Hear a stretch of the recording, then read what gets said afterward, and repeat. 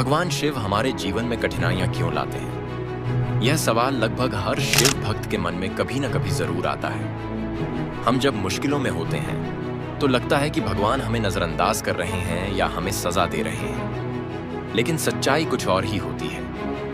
भगवान शिव संहारक हैं, लेकिन इसका मतलब यह नहीं कि वे केवल कष्ट ही देते हैं। जब वे कुछ नष्ट करते हैं तो उसके पीछे एक बड़ा उद्देश्य होता है, पुराने को हटाकर नए की रचना करना। जब हमारे जीवन में समस्याएं आती हैं तो वो दरअसल हमें सुधारने और बेहतर बनाने का मौका होता है। सोचिए, अगर जीवन में कोई कठिनाई ही ना हो तो हम कैसे सीखेंगे? जैसे सोना आग में तपकर और ज्यादा चमकता है, वैसे ही इंसान भी मुश्किलों से गुजरकर मजबूत बनता है। शिव हमें संघर्ष देकर हमें हमारी असली ताकत दिखाते हैं।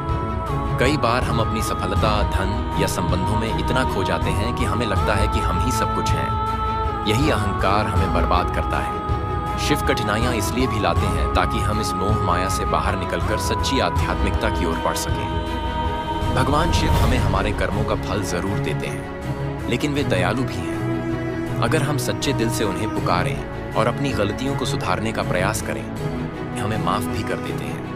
इसलिए शिव हमें कठिनाइयां देकर यह सिखाते हैं कि अच्छे कर्म करो, बुरे कर्मों से बचो। कभी कभी हम गलत रास्ते पर होते हैं, लेकिन हमें एहसास ही नहीं होता।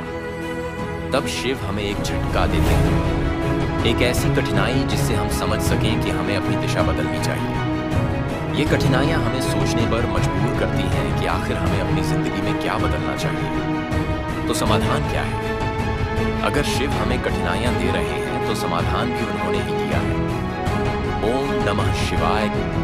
यह मंत्र आपको हर संकट से बाहर निकाल सकता है। अपनी गलतियों को पहचानें और सुधारें।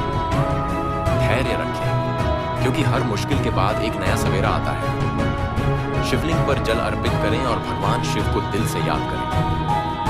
भगवान शिव हमें सजा देने के लिए नहीं, बल्कि हमें बेहतर बनाने के लिए कठिनाइयां देते हैं। वे हमारे अंदर छिपी ताकत को बाहर लाना चाहते हैं। इसलिए जब भी कोई मुश्किल आए, उसे शिव का आशीर्वाद समझें और आगे बढ़ें, क्योंकि शिव का दिया हर संकट आपको कुछ बड़ा सिखाने के लिए ही आता है।